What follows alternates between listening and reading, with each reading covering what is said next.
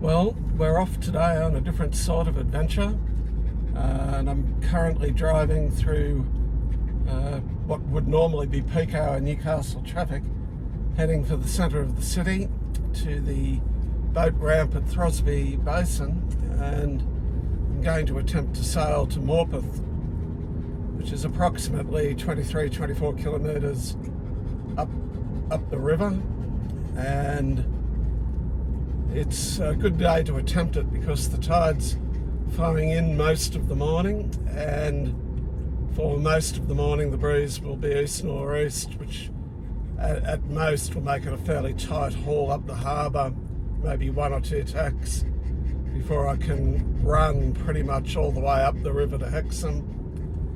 Maybe a close haul with a couple of tacks up to Raymond Terrace, and then a downhill run the rest of the way to Morpeth. So coming over the rise here at Ellamore Vale, you can see the floodplain of the Hunter River out in front, and in a couple of hours that's where I'll be sailing up. So here we go, across the Carrington Bridge. The boat ramp is just to the left of the bridge.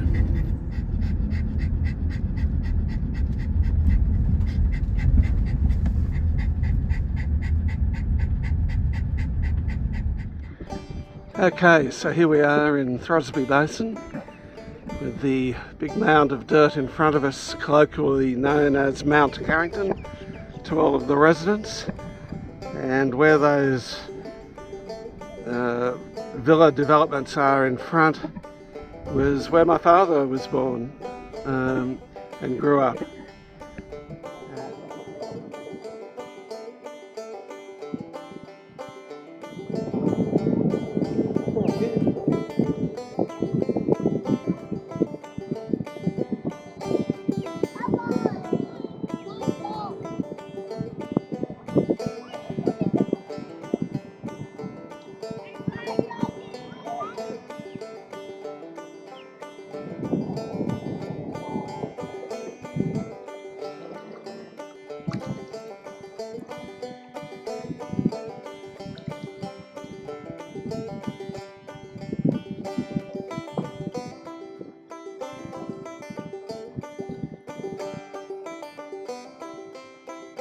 Can't tell you how close that was.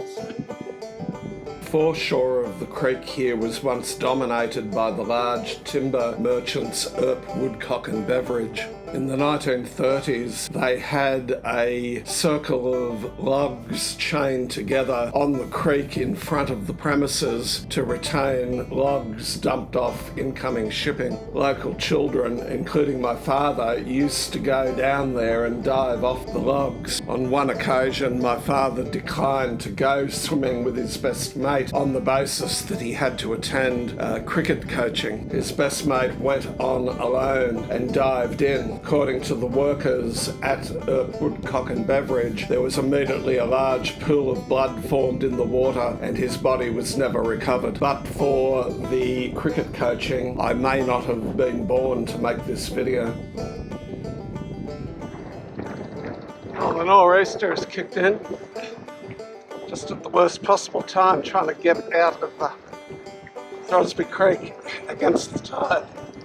However, I've only just got to get round that point there and I'm home and hosed up the harbour. Below, there's tugs have just gone out, so there's a ship coming in. Okay, we've finally made it up onto the main harbour. Rather large yacht coming in there. These appear to be the Clipper Round the World races. I believe Newcastle is one of the ports they call in it, so this would appear to be the third boat in the race coming in. There were two down at the yacht club when I came through. Might have a closer look when I come back, there might be some more in. Okay, so over this side boat we have what's called the dyke.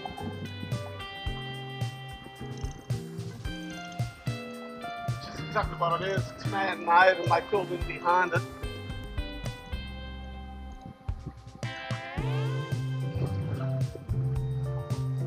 Now I'm going to head over to the other side of the river, and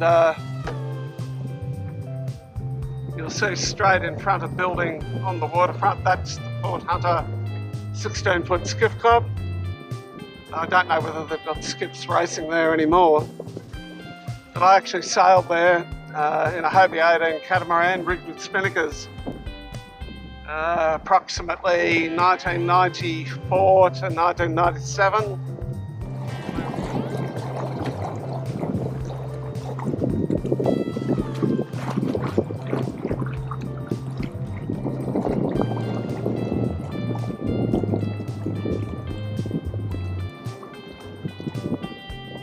Okay, this area of land on the starboard side of the boat is what's known as the ballast ground. And it's called that because all the land that you see, all the playing fields and parkland, was once underwater, and it is the ballast for sailing ships that basically filled that area in. And there's supposed to be land from all over the world there. In fact, a lot of it is rubble that came from the San Francisco earthquake that was loaded up onto ships as ballast and ended up here.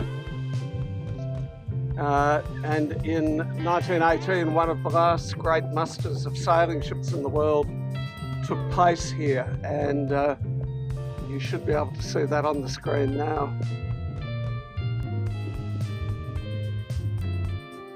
Meanwhile, on the other side of the harbour, it's a largely clear skyline now, but that was the location of the BHP Steelworks. It's now a coal loader, primarily, although most of the coal loading is done further up the river, and you can see it after the boat heeling. Okay, in front you can see the Newcastle Harbour Bridge, and we'll be going underneath that, and approximately 2 kilometres beyond it is Fullerton Cove.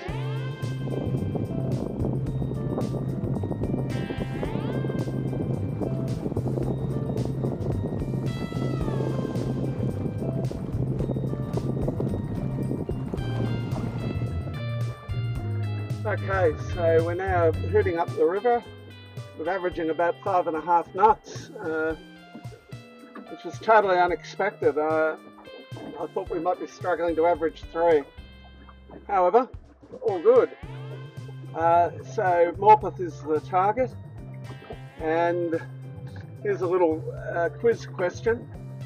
Morpeth and Napoleon Bonaparte have a link to each other, and it's not commonly known. In fact, there's probably technically 2 links, and when we get to Morpeth, I'll let you in on what those links are. Isn't that right, Georgie?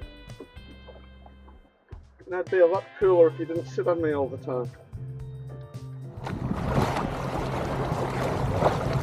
I don't know how many times I've driven over this bridge. This is the first time I've been up the river under it.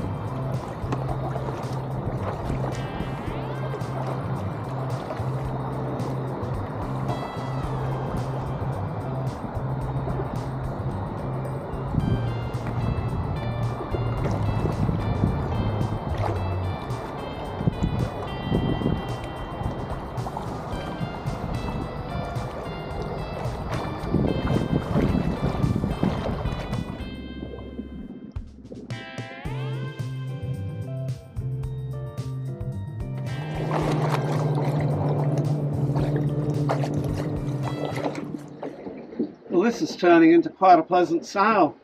We're absolutely hooting along. We've got the tide behind us, plus, I don't know, a 15 knot nor'easter on water that is absolutely flat, not a wave. And as you can see on the screen there, the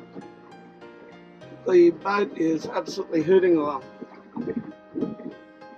I'll come up onto deck. There's the sailing conditions. So straight down the river in front of us where that powerboat is coming from is Hexham. And I set myself the target of getting to Hexham by midday. It's now 11 o'clock. So we're probably just a fraction behind schedule, but going all right. Providing this breeze keeps blowing in behind me. We're currently doing nearly 4 knots over the bottom, which is about a knot quicker than I budgeted for.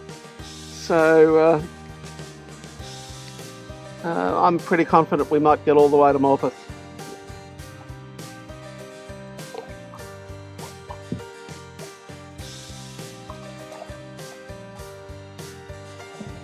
Well, with a bit of luck, the breeze has blown in and we're now hooting along towards Hexham. Still got a fair way to go. Hexham's just underneath the speedo reading on the screen, but we're getting there.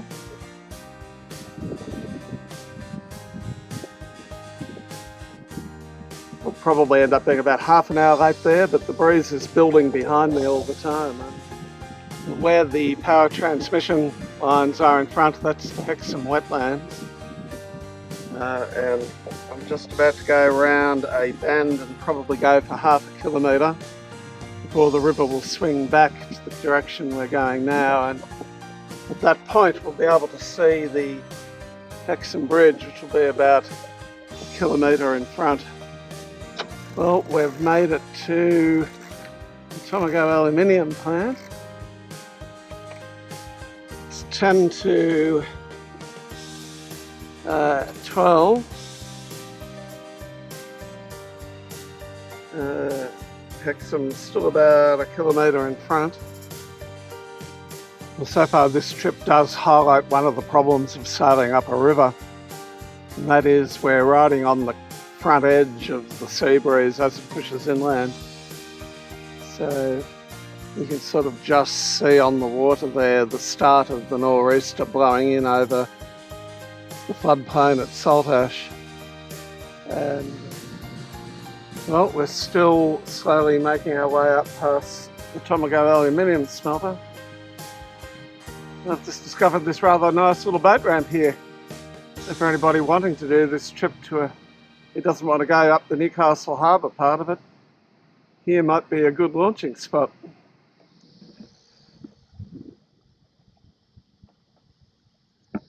This inlet here is a channel that leads up to the former Carrington Slipways site, where some quite large ships were built and floated out down this channel. Well, here we are, the Hexham Bridge. I'm half an hour behind schedule, but in all honesty I probably wouldn't have got here any earlier than this, even if I hadn't been delayed back in the harbour, as I'm riding the leading edge of the nor'easter blowing up. Okay, here's a closer look at the old Carrington Slipways site. And I pointed out one of the ways they got boats in and out. Here's the other way. And in fact, this is the ship launching basin for the larger ships, which will launch sideways into that channel there.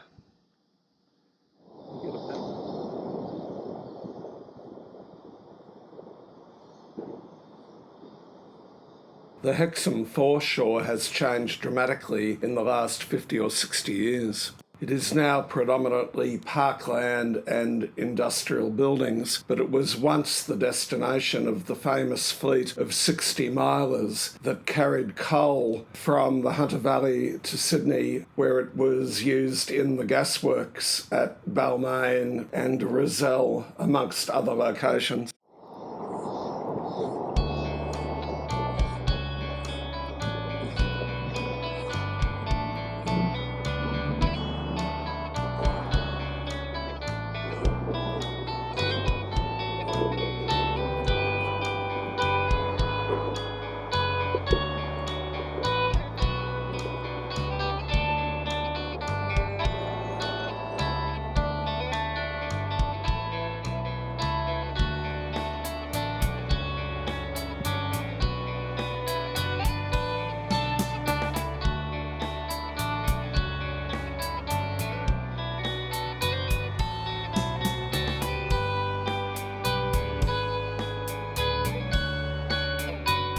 Well, unfortunately the sou'wester didn't come in, and I am working up the river to Raymond Terrace, but such is the tide, I think I'm going faster sideways than I am forwards. And you can see, comparing the mast to the bank, just how big the tidal influence here is. We're pretty much coming out now onto the last reach of the river before Raymond Terrace, which is where the river branches into the Williams River and the Hunter River. And we'll be taking a left-hand turn into the Hunter River, and we're about 2/3 of the journey now, and it's just coming up to 2 o'clock. Well, we're getting up towards Heatherbrae, and this part of the river is incredibly tricky. It blows in 30-knot gusts, then goes down to 5. You can see this gust on the water here, which will do a 90-degree turn. You've got to be ready to reef on the tiller and nose it up into the wind. See if we don't sail.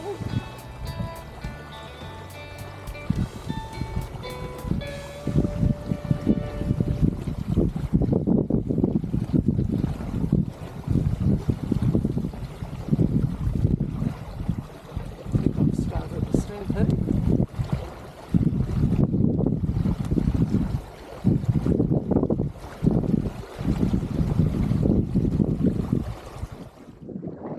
I must have done about 200 tacks to get to this point, and it's still got a fair way to go, but you can see the pine tree rather up there. I think that's actually a pine tree in central Raymond Terrace in the park, and the green point, the long green grass and the tree on the end of it straight ahead. That's the turn to run straight up to Raymond Terrace to the bridge. Well, we've almost made it up past Heatherbrae. Fortunately, the tide's still coming in, as you can see us being pushed up the river, which is just as well because this whole area here is a bit of a pain in the neck to sail. Right. Well, it's been a real slog. I lost count of the number of tacks I've done. I'm absolutely knackered. The pine tree over there that I thought was the centre of Raymond Terrace is in fact the Sir Francis Drake motor inn, and the pine tree in the centre of Raymond Terrace is up there next to the telecommunications mast.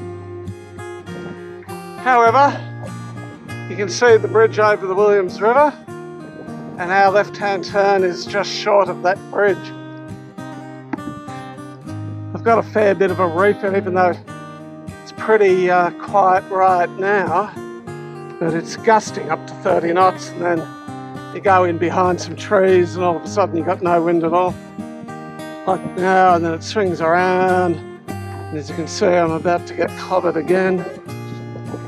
Here we go, so it's just easier to stay a little bit reefed. This is a really difficult place to sail. The channel's quite narrow. And even without a centreboard, I'm hitting the bottom. If I go outside the channel, it's quite shallow. Big sandbank in the middle of the river, which means you've got to do 1,000 little tacks. On the plus side, the other side, is very deep. You sail very close to the shore. As you can see, there's the remains of the old shipping wharves.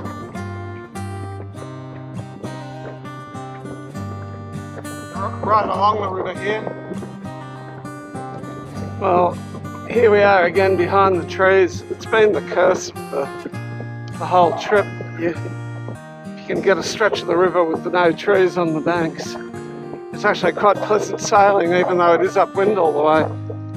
But you get in behind these trees and the wind goes all over the place.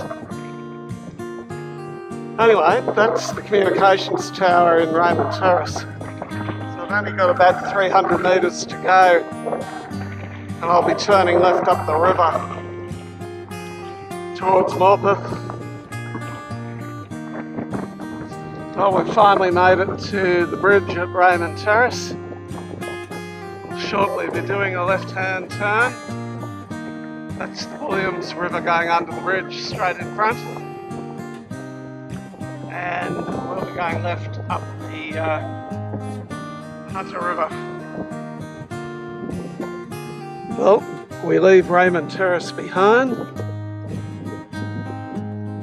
And we're now heading up the Hunter Valley towards Berry Park initially.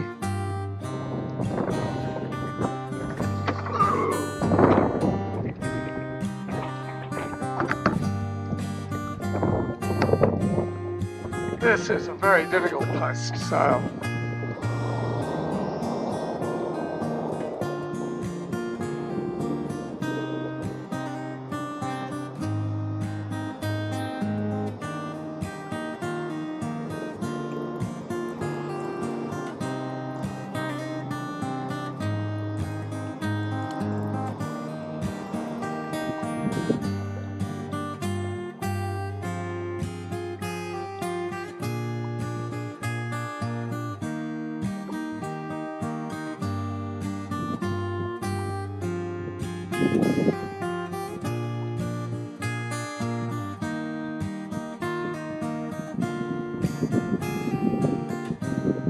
Well, we've finally left the upwind a bit behind, and we're now heading up the river, 5 knots at the moment, and we're coming up to Berry's Park.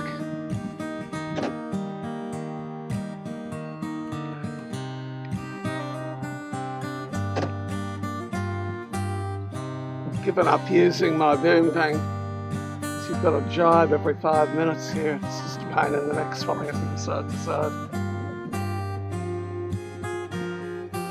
Well, we're on the last stretch of the river before we do a left-hand turn and down about another 500 metres to Morpeth. I must say this is one of the more difficult sails I've ever done in my life. It's all of this bamboo on the edge of the river just blocks all the wind. It just goes all over the place.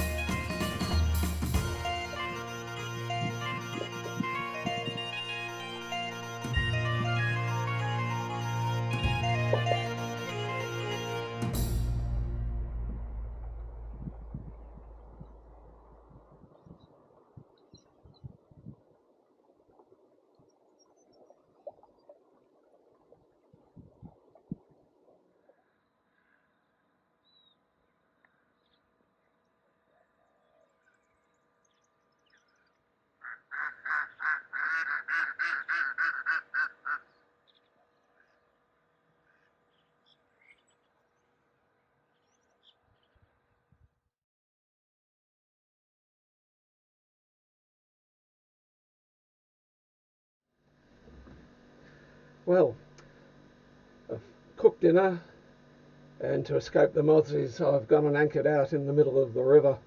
I've got the navigation light on, there's no other boats around, so I think it's probably quite safe enough, and I'm well lit up. Uh, where I was tied up at the wharf is just mozzie heaven, whereas out here in the middle of the river there's a bit of a breeze blowing and it's much better. Back at the start of the journey up the river, I mentioned that there was a connection between Napoleon Bonaparte and Morpeth, and that connection is that Morpeth was actually founded in 1823 by a man named Charles Edward Close, who was born in India but enlisted in the British Army, and he fought with the Duke of Wellington in the Peninsular Wars, and fought at the battles of Toulouse, Orthez, Nivelle, Vittoria, Albuera, Busco and Talavera. And the second connection to Napoleon is that Close chartered a square-rigged ship called the St. Michael, and he brought it up to Morpeth. How they got a square-rigged ship up here after my efforts today, I have absolutely no idea.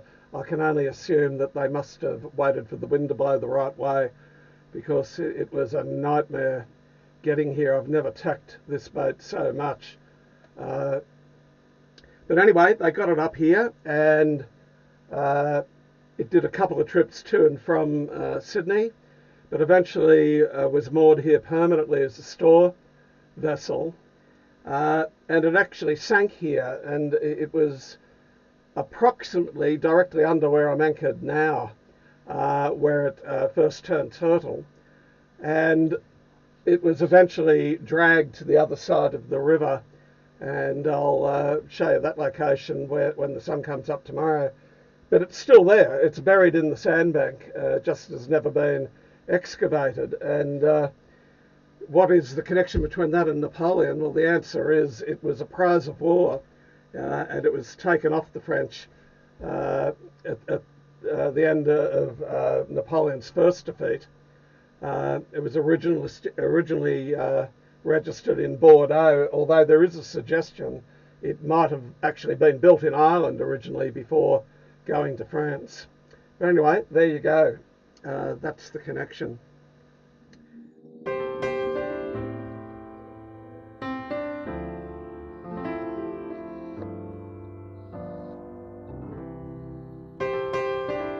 And that is believed to be the location of the St. Michael, buried under that sandbank.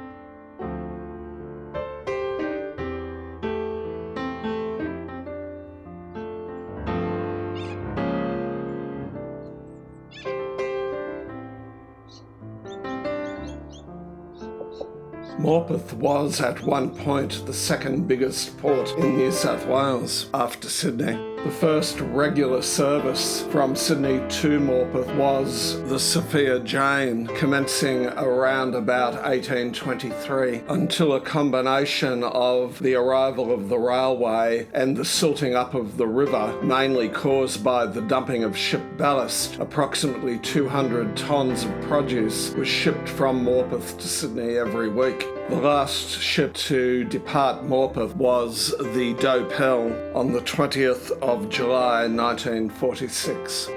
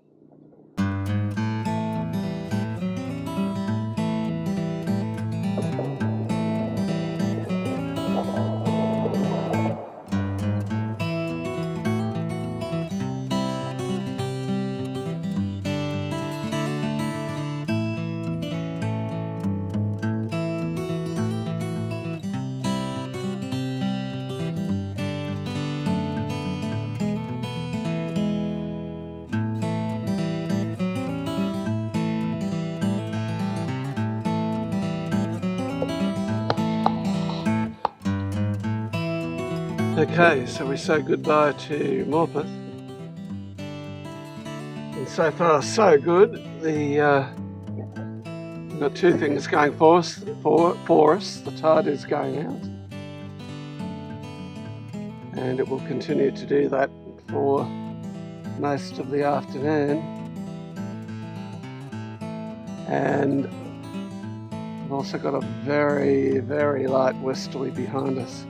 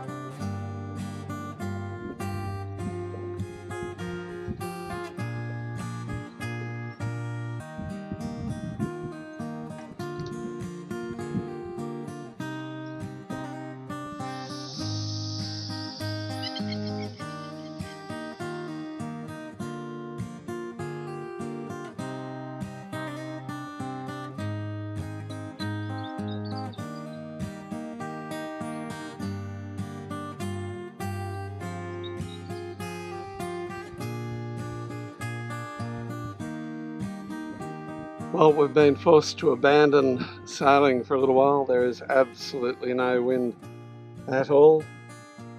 And I've got a dinner date to meet in Newcastle. So I've been forced to start the motor. And we're about, probably with the motor going now, just on an hour from Raymond Terrace. Okay, there we have it, Raymond Terrace.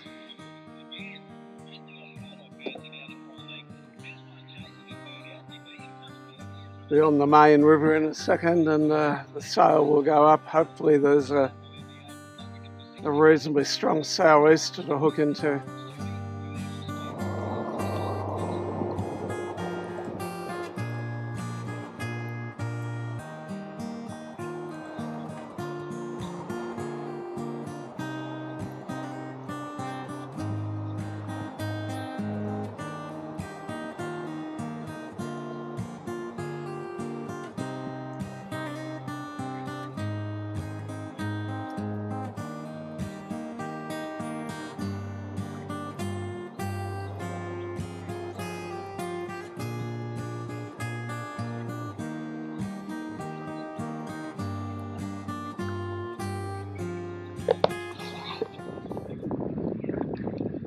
Well, we've finally made it back onto the main branch of the Hunter, and that's Raymond Terrace over on that bank there, and it's going to be upwind all the way to Newcastle, it would seem, but at least we've got a bit of wind. Well, we're about halfway to Hexham. This river is an absolute nightmare to sail. As you can see, I've got a fairly decent reef in. The wind just swings all over the place. And we've now got the tide against us. So We're being swept up the river on the Cross River tack, and it is just taking forever.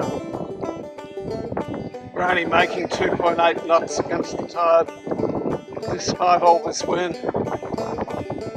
And that's the other problem, the wind isn't always there. I've tried sailing with the full rig up, but the boat's overpowered. So you've got to reef to the gusts. So as you can see, we're now hooting along the shore. But when we tack, we end up going halfway back up the river again. Anyway, we're still making progress. So here's a good example of us going back up the river where we came from with the tide. We've got no choice.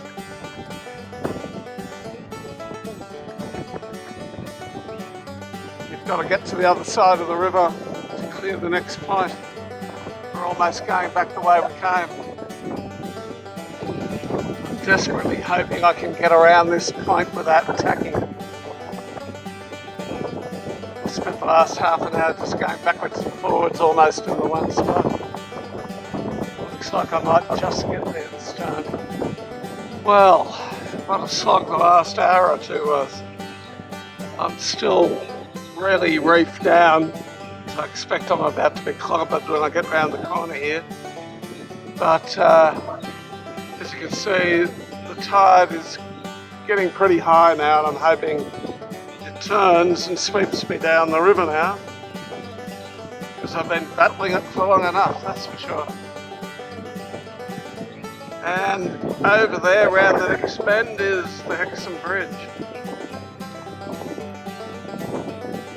So let's see how we go with the tack.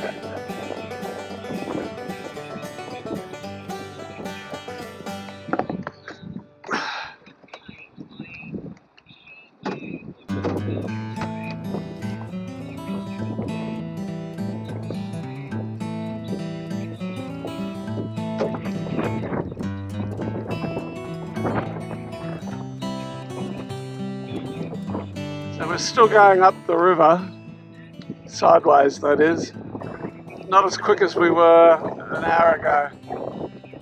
So probably by the time I get past Hexham Bridge, it'll at least be slack, hopefully, and starting to head out again.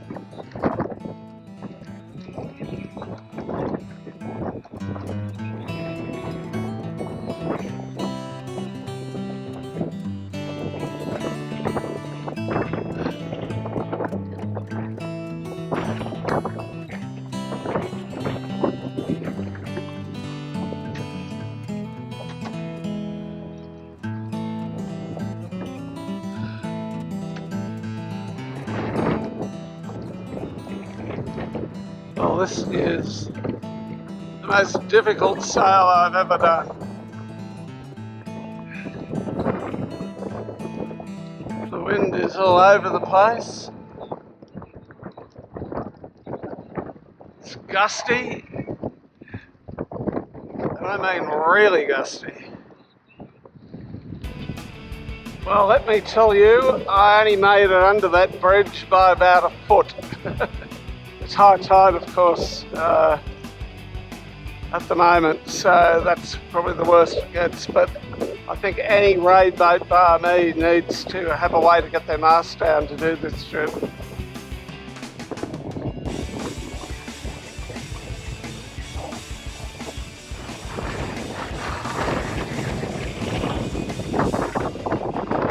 Well, it's really blowing now, as you can probably see from the reading, but probably blowing, I don't know, 25, maybe 30 knots. You'd never tell because of the water is absolutely flat. Okay, it's almost 5 o'clock. And I'm almost to Fulton Cove. That's Fulton Cove beyond that point down there. Well, don't know whether you can see it through the window, but that's the Newcastle Harbour Bridge. It's blowing an absolute sou'wester gale here.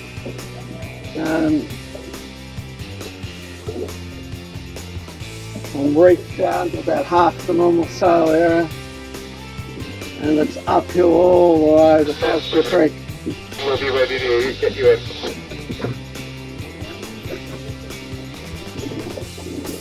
Well, this is very much like sailing in a washing machine.